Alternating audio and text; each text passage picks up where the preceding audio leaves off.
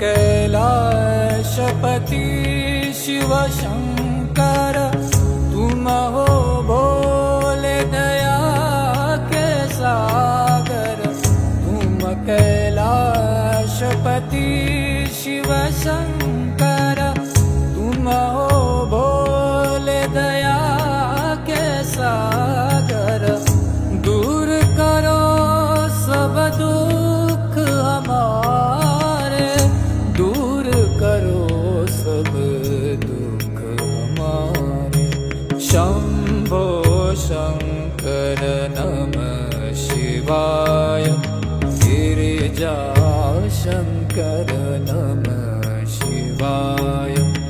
आदिदेव तुम नमः शिवाय।